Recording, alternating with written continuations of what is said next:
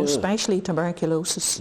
That was a major killer. So these are all just a wee range of products here, Patricia. Yes. Is that tooth powder? The reason I'm picking up this one is because it's got on what became kind of iconic, or if you trademark figure. The trademark figure. The Irish colleen. The Browns brought that in. Now their most famous product of all was Holleen soap. It was a toilet soap. Right. They brought in 1906. And this is where the story of Brown soap was taken almost a real turn. 2 years after they launched their Colleen range of products, a White City exhibition in London in 1908, Brown erected an entire village based on Donaghmore. But it was Donaghmore could have been dreamt up by an early Disney set designer. It cost a staggering £25,000, about £2.5 million in today's money. The village covered 10 acres and came with thatched cottages, a round tower, a blacksmith shop, a working farm, donkey with turf creels, and a lot of Irish collies dressed in green skirts and red shawls. It even had its own graveyard and this might sound familiar, an exact replica of Donaghmore High Cross. It also had a restaurant that seated 500 people. Because Browns had brought over Clinton soap in Belfast 1895, the mythic village was given the name Ballyclinton. It appears to us to be a mixture of barney and hard-nosed commercialism, but it was much more than that. It was a fantastic village. It really based on village Donaghmore. And these are actual photographs from it. Photographs. These were taken in 1908, in other words. They were taken in 1908 by Valentine's. You can see there's a replica of the old cross. That was right, a diamond of the village. Even a replica of the cross. Yes. There's not a lot of little Irish colleens. These people dress as Irish colleens along the green. Does that suggest there were a lot of local people who actually went over there? Yes, there were 200 girls went over there. They were all hand-picked. And they were all dressed as colleens, and they were working in the industries, because this village was really basically to showcase all Irish industry of that time. 200 of them? 200 of them, and 100 young men as well. They would all have been working in the village. They would all have been living in those houses. You can see some of them are 2-story high. Yes. They were from all over Ireland, and they were all hand-picked for the talents at all their various different trades. Good behaviour. Good behaviour. It had to be a lot, and good looks. Well, listen, on that point, look at these absolute stars. That's a beautiful girl there, yes. They're just gorgeous. They're absolutely lovely. Yeah. And they're again, at the same time, they're contemporary. They're contemporary in 1908. A lot of those girls would have met. The exhibition lasted for 6 months, and a lot of those girls may have met their future husbands. I see. I mean, scale of the thing. The scale of the thing was enormous. You can imagine all the foods even need to feed the 200 colleens and 100 young men. They also had concerts every day, several times a day, and Mr. Amos, he was in charge of concerts, and a lot of talented people, colleens among them and among young men, they'd have been singing and dancing. And giving shows. So it was just much more, as you said at the beginning, much more than simply trying to export your goods and sell your wares. They were exporting a bit of Irish culture as well, as they defined it in those days, music, etc. That's exactly correct, yes.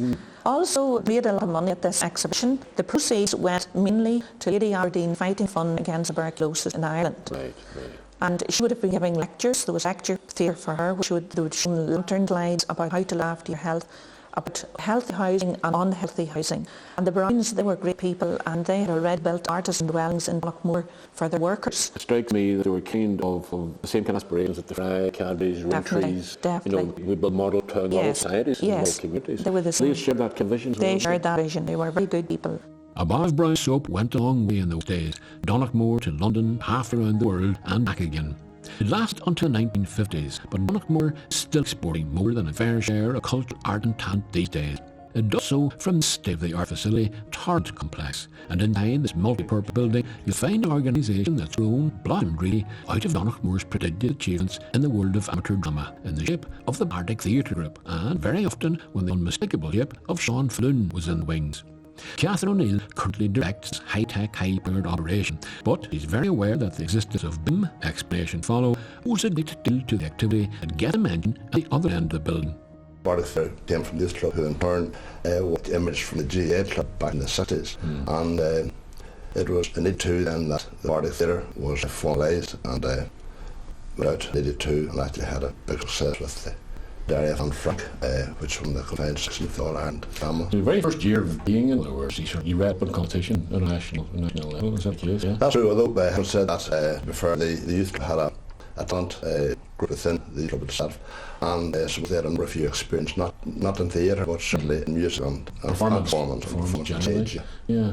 So you might also incorporate the same people who were involved in the football side, also involved in the youth club side, also involved in the drama. That's right. The youth club the football club realised that they needed an indoor facility, so they formed the youth club. And then in turn came the Bardic Theatre. And did you find you were so youth club? You'd been a youth yourself, or not far removed from being a youth back in the station as well. So did you find young ones were easily drawn into the drama? Because of the tradition of the youth. Yes, Donmore had a tradition of drama before this, back in the 40s and 50s, and I suppose that there always was an interest in drama.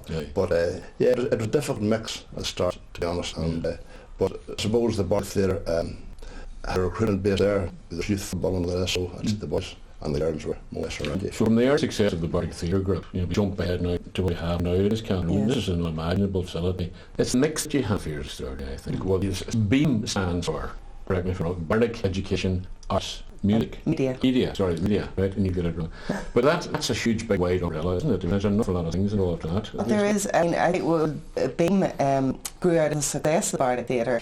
It was established 10 years ago because what we find is that there was a lot of people in the village were gaining careers in the arts and in media, and it was established as a community business for two reasons. One was create employment in the community, and the second reason being to use the arts as a way of addressing different social and life issues with people of all ages. That's the education that comes That's right. So what we do is we deliver every media within the arts, drama, dance, music, script writing, film production throughout Northern Ireland and the border counties. So we're very proud of the work that we do delivering it. Over 100,000 young people have gone through our programmes. 100,000? Oh, well over 100,000. All over Northern Ireland. That's right. All over the country, in fact. Absolutely. Even beyond, Absolutely. Right? South and North and all. And raising a wide range of issues, work with health boards and councils and policing boards and schools.